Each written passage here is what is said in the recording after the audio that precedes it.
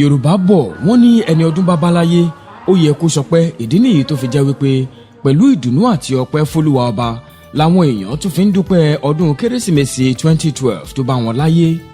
Àsìkò tí a ń fi ìfẹ́ hàn sára ẹni ní ọdún Kérésìmesì tó sì ń sàmì ọjọ́ ìbí Jésù Kristi olùgbàlà, tó sì jẹ́ wípé àwọn ẹlẹ́sìn Kristi jákèjádò àgbáláyé ń lo àkókò náà láti fi sàmì àyájọ́ ọjọ́ yìí.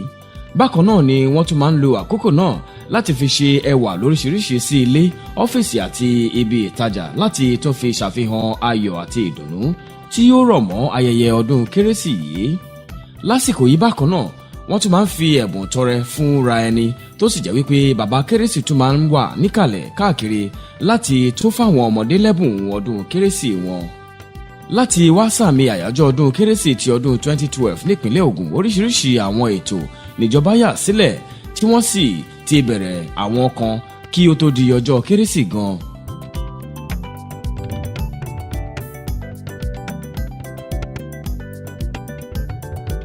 Ní ìgbáradì fún ayẹyẹ ọdún Kérésì, ìgbésẹ̀ àkọ́kọ́ tí aya gómìnà ìyáàfin Olúfunṣọ́ Amósùn gbé ni láti ṣe ẹwà olú ìlú ìpínlẹ̀ Ògùn, ìyẹn Abẹ́òkúta.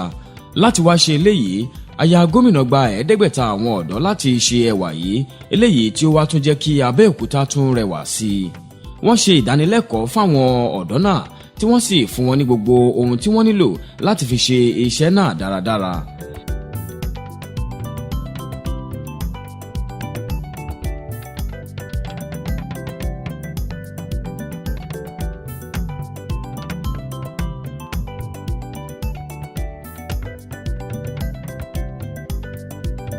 Pẹ̀lú bí ó ti jẹ́ wípé ọdún Kérésì súnmọ́, tó sì jẹ́ wípé gbogbo ilé ìwé ló ti wà ní ìsinmi fún ọdún Kérésì, eléyìí fàsìkò sílẹ̀ fáwọn ọmọ ilé ìwé láti tún fi gbádùn ara wọn. Ìdí nìyí tó fi jẹ́ wípé aya gómìnà ìyáàfin Olúfunṣọ́ Amósùn tún ṣàmúlò àkókò yìí láti fi kó àwọn ọmọ wọ̀nyí papọ̀ láti fi ṣọdún Kérésìmesì yìí.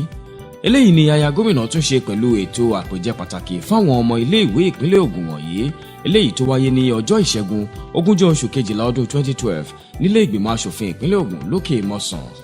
Lára àwọn tó péjúpésẹ̀ síbi ayẹyẹ náà láti rí àwọn ọmọ ilé ẹ̀kọ́ jákèjádò ìpínlẹ̀ Ògùn, àwọn òbí àti olùkọ́, bàbá Kérésì tó fi dórí gómìnà ìpínlẹ̀ Ògùn fúnra rẹ̀ Sẹ́nẹ́tọ̀ Ìbíkúnlé Amósùn àti aya rẹ̀ tí ó jẹ́ olùgbàlejò ọjọ́ náà, ìyáàfin Olúfunṣọ́ Amósùn, àwọn aya ọ̀gá àgbà lẹ́nu iṣẹ́ ọba nípínlẹ̀ Ògùn àti alákòóso fún ètò ẹ̀kọ́ nípínlẹ̀ Ògùn aṣòfin Olúṣẹ́gun Odùbẹ́là. Kí gómìnà àti ẹbí rẹ̀ tó débi ayẹyẹ náà, làwọn ọmọ iléèwé náà àti àwọn òbí wọn ti ń bá ayẹyẹ náà lọ pẹ̀lú ìgbádùn orin aládùn, àwọn nǹkan ìṣeré ọmọdé lóríṣiríṣi pẹ̀lú jíjẹ àti mímu tó wà lárọ̀ọ́wọ́tó wọn. Bákan náà ni ìdíje ijó jíjó àti ìdíje ìbéèrè àti ìdáhùn náà tó wáyé, níbi tí àwọn akópa sì ti jẹ àwọn ẹ̀bùn lóríṣiríṣi. Oríṣiríṣi ohun tẹnujẹ àti mímu ló wà fún ìgbádùn gbogbo àwọn tó wà níkàlẹ̀ níbi àpèjẹ náà. Pẹ̀lú ìdùnnú àti ayọ̀ ni wọ́n fi kí àwọn ẹbí gómìnà káàbọ̀ síbi ayẹyẹ náà ní kété tí wọ́n dé síbẹ̀.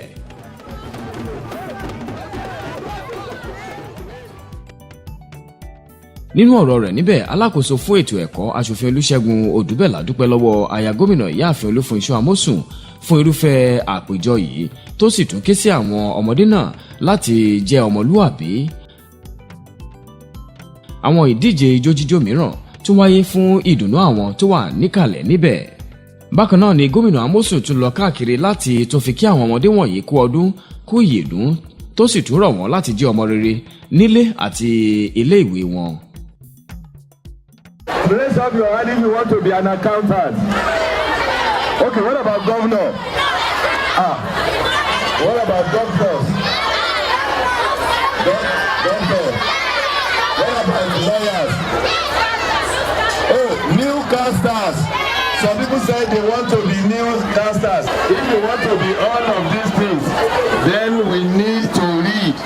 We need to focus on our studies. Lẹ́yìn èyí ni gómìnà àti aya rẹ̀ darapọ̀ mọ́ àwọn ọmọ ilé ìwé yìí láti gé àkàrà òyìnbó tí wọ́n fi ń sàmì ayẹyẹ ọdún Kérésìmesì tọdún 2012. Nínú ọ̀rọ̀ rẹ̀, olùgbàlejò ọjọ́ náà ìyáàfin Olúfunṣọ́ Amósùn ṣàlàyé pàtàkì ètò àpèjọ yìí, tó sì tún mẹ́nubà pàtàkì àyájọ́ ọjọ́ Kérésìmesì náà. Kí gómìnà tó kúrò níbi ayẹyẹ náà, òun àti aya rẹ̀ náà kàn sí ibùdó bàbá kérésì níbi tí àwọn ọmọdé ti ń wọlé lọ́kọ̀ọ̀kan gba ẹ̀bùn lọ́wọ́ bàbá kérésì. àwọn òbí àti olùkọ́ àwọn ọmọdé wọ̀nyí kún fún ọpẹ́ fún irúfẹ́ ètò aya gómìnà yìí. inú mi dùn, inú àwọn náà dẹ̀ dùn torí irú ìpéjọpọ̀ báyìí ó máa ń jẹ́ káwọn ọmọ ṣe kíni kan wà happy, so àwọn náà máa enjoy ara wọn. Mo really appreciate Governor Ipinle Amosun fún ètò yìí àti fún ìyàwó wọn Mrs. Funsho Amosun, because mo ti wà l'Abẹ́òkúta nísìnyí over 35 years ago. Mi tí àtọ́ débẹ̀ yìí mo rí pé àwọn ọmọ aláìní gan ọmọ mẹ̀kúnnù wọ́n enjoy both Christmas and Iléyá, because I'm a teacher. Ní time Iléyá period mo kọ́ àwọn ọmọ wa láti school mi tó jẹ́ public school, mo tí wọ́n ní access tẹ́tẹ̀lẹ̀ wọ́n ti bẹ̀rẹ̀ sí ní access, àwọn náà ti feel like ẹ mọ̀ pé wọ́n ti feel like pé ọmọ olówó gbọ́dọ̀ ọmọ olówó enjoy, àwọn náà ti bẹ̀rẹ̀ sí ní enjoy. gẹ́gẹ́ bí àwọn ọmọdé náà ṣe sọ, wọ́n gbádùn ara wọn púpọ̀ gan-an ni níbi ayẹyẹ yìí, ní pàápàá jùlọ pẹ̀lú gbogbo àwọn ohun ìṣeré mèremère tó wà lárọ̀ọ́wọ́tó wọn. bákan náà ni wọ́n sì tún fi ẹ̀mí ìmoore wọn hàn sí gómìnà àti aya rẹ̀ fún gbogbo akitiyan wọn láti mú ìlọsíwájú bá àwọn ọmọdé ní ìpínlẹ̀ Ògùn. gbogbo wa ń kàṣì fún everybody, inú gbogbo wa ń dùn, so wọ́n really try gan ni, so ẹ máa bá gbàdúrà fún wọn pé kọ́lọ́n kó pèsè fún wọn, ó dẹ̀ máa pèsè fún wọn lọ́pọ̀lọpọ̀. mo fẹ́ dúpẹ́ fún gọ́vnà wa àtìyàwó wọn wípé olúwa á máa ràn wọ́n lọ́wọ́, olúwa túbọ̀ máa ràn wọ́n lọ́wọ́, wípé wọ́n á really appreciate nǹkan tó ṣe fún alẹ́ ní agbádùn, ajẹ suya, ajẹ everytime ice cream, olúwa túbọ̀ máa ràn wọ́n lọ́wọ́. mo fẹ́ kẹ́ ẹ bá wa dúpẹ́ lọ́wọ́ gọ́vnà wa àti ìyàwó ẹ̀ fún oore bàǹtàbàǹtà tó ṣe fún àwa ọmọdé. àwọn ọmọdé ní ọjọ́ òní a dúpẹ́ fún Ọlọ́run ọba, a dẹ̀ fẹ́ kí ẹ máa bá wa gbàdúrà fún wọn, gbogbo nǹkan tó bá dáwọ́ lé báyìí kó máa yọrí sí rere ni. àgàgà nǹkan tó ń ṣe fún àwa students, a dúpẹ́ lọ́wọ́ Ọlọ́run fún gbogbo ètò tó ń ṣe fún wọn, Ọlọ́run á túbọ̀ máa bùkún wọn. aya gómìnà náà tún fi ẹsẹ̀ rájò pẹ̀lú àwọn ọmọdé wọ̀nyí àti àwọn àlejò pàtàkì mìíràn tó wà níbi ayẹyẹ náà láti fi ìdùnnú wọn hàn fún ọdún kérésìmesì yìí.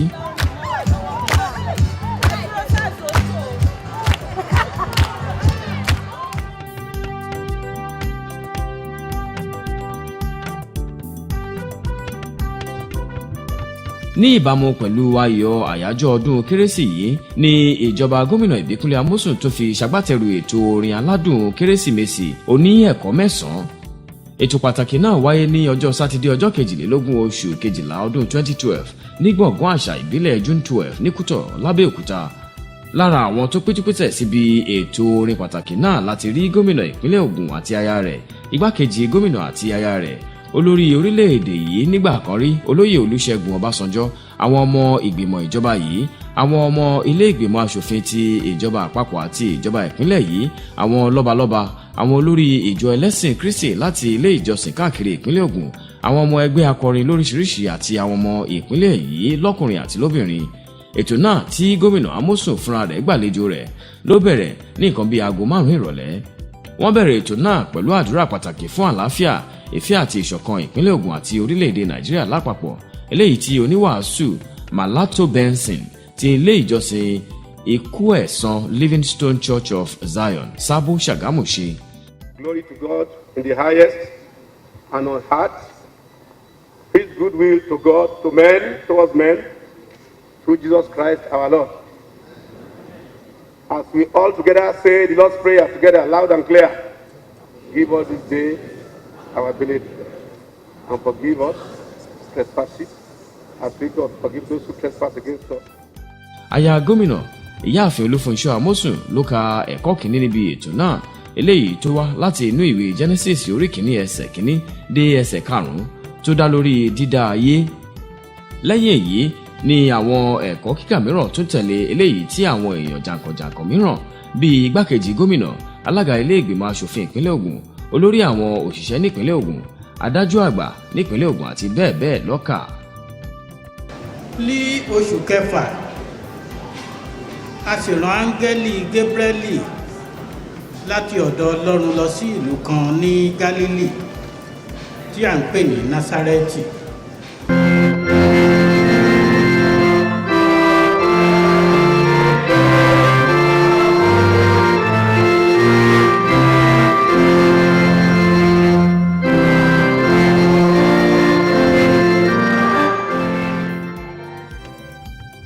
bákan náà ni àwọn ẹgbẹ́ akọrin lóríṣiríṣi náà tún ń forin kérésì aláyọ̀ àti ìdúpẹ́ dá àwọn tó wà níkàlẹ̀ lárayá nígbà tí àwọn ẹgbẹ́ akọrin ẹgbẹ́ àwọn ọmọ lẹ́yìn Kristi ti ẹ̀ka ilẹ̀ Yewa bẹ̀rẹ̀ orin wọn àwọn tó wà níkàlẹ̀ tó fi dórí gómìnà náà darapọ̀ mọ́ wọn láti jíjọ kọrin ìdúpẹ́ fún Ọlọ́run ọba.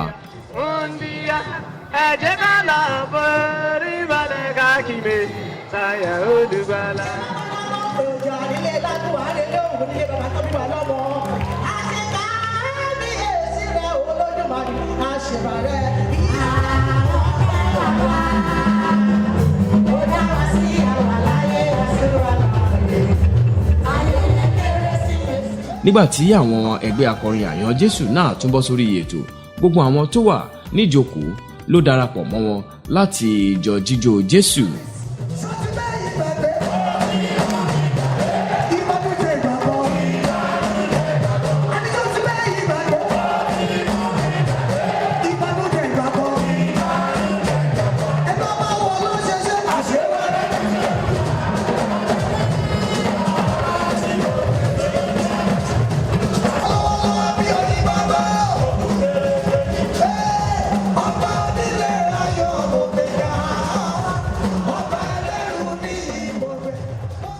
ẹ̀kọ́ kẹsàn-án eléyìí tó jẹ́ ẹ̀kọ́ ìgbẹ̀yìn níbi ayẹyẹ orin kérésì náà ni gómìnà Ìbíkúnlé Amósùn kà láti inú ìwé Jòhánù orí kìíní ẹsẹ̀ kìíní dé ẹsẹ̀ kẹrìnlá.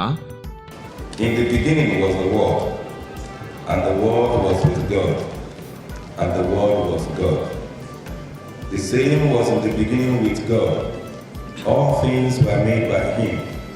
nínú ìwàásù rẹ̀ ẹni ọ̀wọ̀ Adéṣẹ́gun Jáìsinmi mẹ́nubà pàtàkì àyájọ́ ọjọ́ kérésì eléyìí tó ní ó ṣàmúṣẹ ìwáyé Jésù tó sì sọ̀rọ̀ lórí pàtàkì ìjúwòjúṣe sójú ọ̀nà Ọlọ́run bákan náà ni ó tún ṣàdúrà fún àlàáfíà lórílẹ̀‐èdè Nàìjíríà.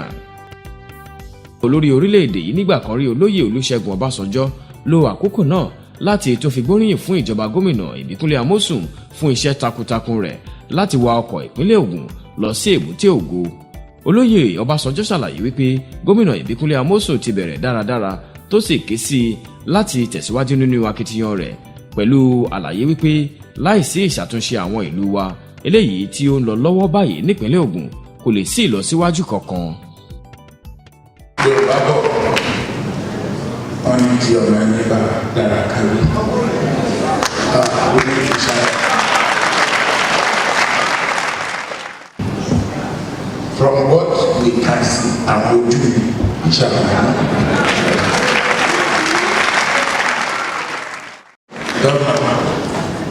You have started well. Yorùbá bọ̀ wọ́n ní ìbẹ̀rẹ̀ àfẹnití you have started well. My prayer is that you may end well. Merry Christmas and Happy New Year.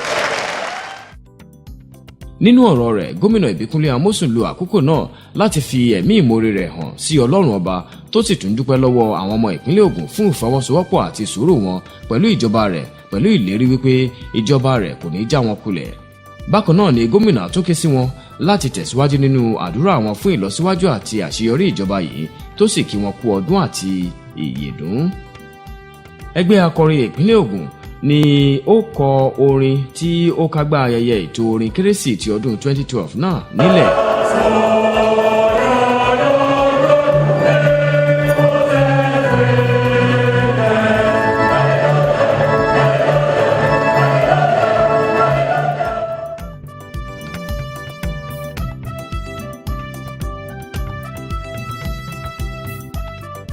ní ọjọ́ ìṣẹ́gun ọjọ́ kẹẹ̀ẹ́dọ́gbọ̀n oṣù kejìlá ọdún 2012 tó jẹ́ ọjọ́ kérésì gangan àwọn ọmọlẹ́yìn Kristi jákèjádò ìpínlẹ̀ Ògùn tú jáde nínú aṣọ iyì àti ẹ̀yẹ wọn lọ sáwọn ilé ìjọsìn kó wa wọn láti lọ sàmì ayẹyẹ ọjọ́ ìbí Jésù yìí.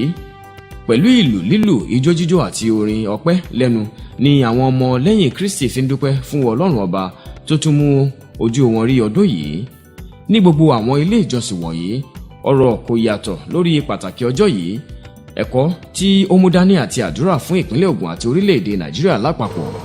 kí Olúwa kó jẹ́ kí ọdún yìí kó yàbò fún wa gbogbo ìbùkún tó wà nínú yíyọ ayọ̀ tí ọjọ́ ìbí Kristi yìí k'Olúwa fi ṣe ìpín olúkúlùkù wa. Gẹ́gẹ́ bí àwọn ọmọ ìpínlẹ̀ Ògùn ṣe wí, kò sí àní-àní wípé ọdún kérésì yìí tó fún ayọ̀ àti ìdúpẹ́ fún Ọlọ́run. Ọ̀pọ̀lọpọ̀ nǹkan ìṣírí especially ìgbà tá a travel àríbọ́n ṣe decorate gbogbo ìlú ó fi hàn pé gbogbo èèyàn wà ní ìparapọ̀ wípé wọ́n mọ rírì ọjọ́ ìbí Jésù Kristi yìí bọ́n ṣe decorate gbogbo ìlú wọ́n jẹ́ kí inú gbogbo èèyàn dùn yìí pé ọdún ayọ̀ kan ni gbogbo wa ń ṣe lásìkò tá a wà yìí. Mo dẹ̀ rò pé lọ́dún tó ń bọ̀ wọ́n á ṣe jù báyìí lọ, Ọlọ́run á fún wọn lóore ọ̀fẹ́ láti ṣe jù báyìí lọ. Gẹ́gẹ́ bí ìṣe gómìnà Amosun àti aya rẹ̀ pàápàá jùlọ nípa níná ọwọ́ àánú sáwọn tó kù díẹ̀ káàtó fún láwùjọ, aya gómìnà ìyáàfẹ́ Olúfunṣọ́ Amosun tún lo àkókò ọdún Kérésìmesì yìí láti tún ṣàbẹ̀wò sí ilé àwọn èèyàn wọ̀nyí nílùú Abẹ́òkúta. Ibi àkọ́kọ́ tí aya gómìnà àti àwọn tó kù sòdí kọ́kọ́ kàn sí ni Stella Ọbásanjọ́ Children's Home, níbi tí wọ́n ti darapọ̀ mọ́ àwọn ọmọdé tó wà níbẹ̀ láti jìjọ ṣàjọyọ̀ ọdún Kérésì pẹ̀lú orin aládùn, jíjẹ, mímu àti ẹ̀bùn Kérésì fún àwọn ọmọ wọ̀nyí. Aya gómìnà tún lo àkókò náà láti fi bá àwọn ọmọ náà sọ̀rọ̀ ìṣítí. Bákan náà tún ni aya gómìnà tún gé àkàrà òyìnbó tí ó ń sàmì àyájọ́ ọjọ́ Kérésìmesì pẹ̀lú àwọn ọmọ wọ̀nyí.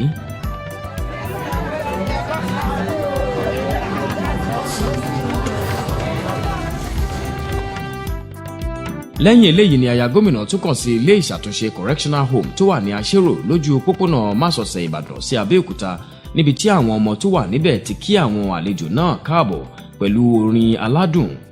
Gẹ́gẹ́ bí aya gómìnà ṣe sọ níbẹ̀, àsìkò ọdún Kérésìmesì yìí wà láti fi ìfẹ́ hàn sí ara ẹni nítorí ó ṣe pàtàkì púpọ̀ láti ṣe eléyìí pàápàá jùlọ sí àwọn ọmọdé wọ̀nyí tí wọ́n nílò rẹ̀ jùlọ. Oríṣiríṣi ẹ̀bùn tó fi dórí àwọn nǹkan ìṣeré lọ́lọ́kan òjọ̀kan, ohun tẹnu jẹ àti mímu, bàtà àti bẹ́ẹ̀ bẹ́ẹ̀ lọ ni aya gómìnà tó kó dání fáwọn ọmọ tó wà níbẹ̀. Ọ̀kan lára àwọn ọmọ náà lórúkọ àwọn yòókù rẹ̀ dúpẹ́ lọ́wọ́ aya gómìnà àti àwọn tó kọ̀wọ́rìn pẹ̀lú rẹ̀ fún irúfẹ́ ètò náà. Bákan náà ni wọ́n tún gé àkàrà òyìnbó Kérésìmesì pẹ̀lú àwọn ọmọ wọ̀nyí tí wọ́n sì tún fẹsẹ̀ rájú pẹ̀lú wọn.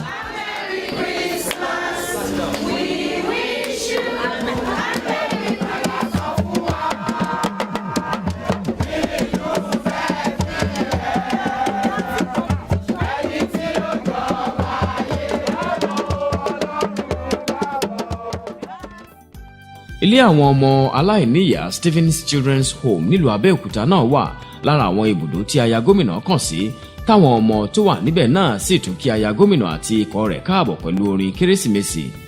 Inú àwọn ọmọ náà dùn láti gbàlejò aya gómìnà tí wọ́n sì fi eré orí ìtàgé àti orin aládùn dá aya gómìnà àti ikọ̀ rẹ̀ lára yá. Àwọn ẹ̀bùn bíi ohun tẹnu jẹ àti mímu lóríṣiríṣi ni aya gómìnà tó fi ta wọ́n lọ́rẹ níbẹ̀. Nínú ọ̀rọ̀ rẹ̀ sí àwọn ọmọ náà, ìyáàfin Olúfunṣọ́ Amosun gbóṣùbà fún wọn fún eré àti orin aládùn táwọn ọmọ náà ṣe yìí tó sì ṣèlérí àdúrótì rẹ̀ fún wọn. Ní ìfẹ̀mí ìmoore hàn, àwọn ọmọ náà tún gbé ẹ̀bùn fún aya gómìnà. Lẹ́yìn eléyìí tí wọ́n wá jọ gé àkàrà òyìnbó Kérésì tí wọ́n sì ya fọ́tò. Àwọn kan lára àwọn ọmọ wọ̀nyí tó fi ìdùnnú wọn hàn sí àbẹ̀wò aya gómìnà. Inú mi dùn gan torí bíbá yìí ó wà interesting lẹ́ni gan, cause bí mo ṣe rò kọ́ ni mo bá, mo rò bí pé kò ní wà interesting but ó wà okay. Inú mi dùn láti rí wọn gidigidi gan, a dẹ̀ dúpẹ́ lọ́wọ́ fún gbogbo nǹkan tó ṣe fún wa, Ọlọ́run á máa dúró tì wọ́n, Ọlọ́run á máa pẹ̀lú wọn. Ọgbà ẹ̀wọ̀n tó wà lábẹ́òkúta ni aya gómìnà àti ikọ̀ rẹ̀ fi orí àbẹ̀wò ọdún Kérésìmesì wọn tì sí, níbi tí wọ́n ti kàn sí ibùdó àwọn obìnrin tó wà níbẹ̀ láti rí bí wọ́n ṣe ń ṣe sí, tí aya gómìnà sì tún fún wọn lẹ́bùn mèremère láti fi ṣọdún Kérésì. Ìyáàfin Olúfunṣọ́ Amosun ṣàlàyé wípé àsìkò ọdún Kérésì jẹ́ àsìkò tí a gbọ́dọ̀ máa nawọ́ ìfẹ́ síra ẹni, ìdí nìyí tí òun fi gbé ìgbésẹ̀ yìí.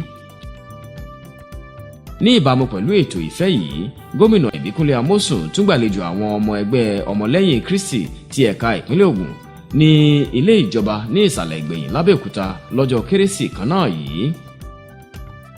Ohun tí gómìnà wa ṣe ó fi hàn wípé òun nífẹ̀ẹ́ gbogbo ènìyàn, kò yà ẹnìkan sọ́tọ̀ bóyá ìmọ̀le tàbí ìgbàgbọ́, ju gbogbo rẹ̀ lọ.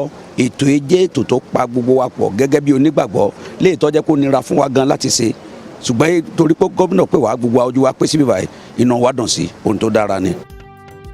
wọ́n tún fàsìkò sílẹ̀ láti kọrin ìyìn àti ọpẹ́ fún ọlọ́run ọba eléyìí tí gómìnà àti àwọn àlejò rẹ̀ jìjọ kọ.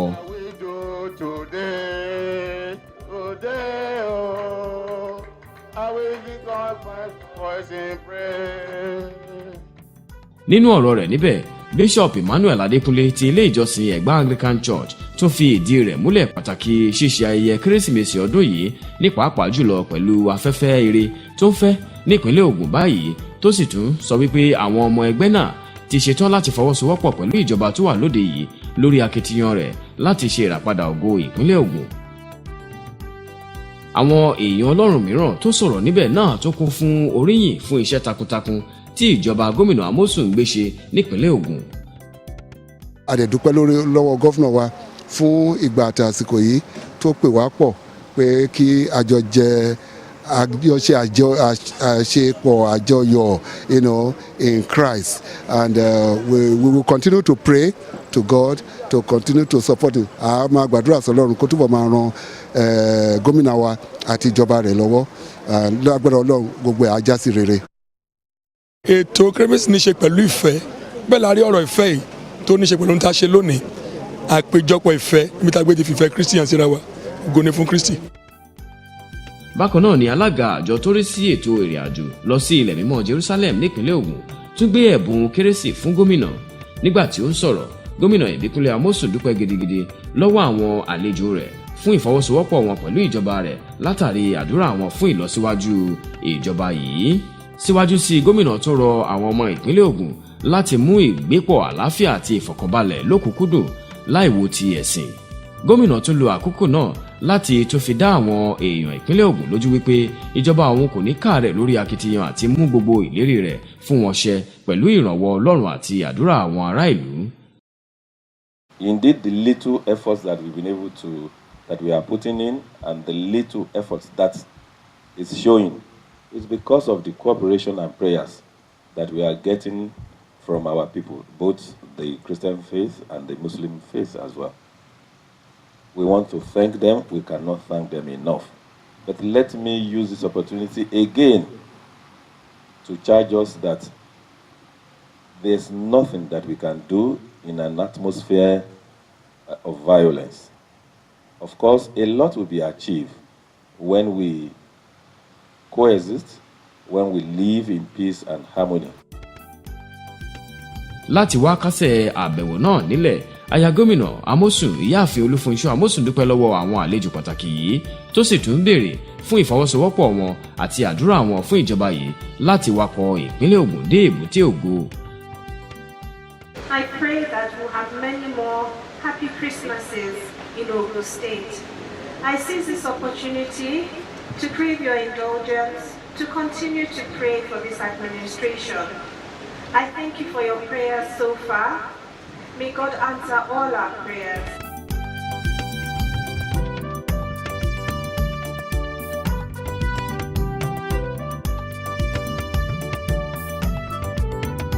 ayẹyẹ ọdún kérésìmesì ọdún yìí jẹ́ ọ̀kan táwọn ará ìpínlẹ̀ Ògùn ṣe pẹ̀lú ìdùnnú àti ayọ̀ ní pàápàá jùlọ pẹ̀lú bó ṣe jẹ́ wípé wọ́n rí àmúṣẹ àwọn ìlérí ìjọba yìí tó sì jẹ́ wípé pẹ̀lú ayọ̀ àti ìdùnnú ni wọ́n tún fi ní ìgbàgbọ́ wípé ọdún 2013 yóò tún so èso rere jù báyìí lọ. fún ìbéèrè tàbí àlàyé ẹ kọ̀wé sí orí nọ́mbà ẹ̀rọ ìbánisọ̀rọ̀ tí ó wà lójú ìwòran yín yìí tàbí sí orí ímeèlì wa tí ẹ̀ ń wò yìí. ọmọ Ògùn Ìṣẹ̀yà.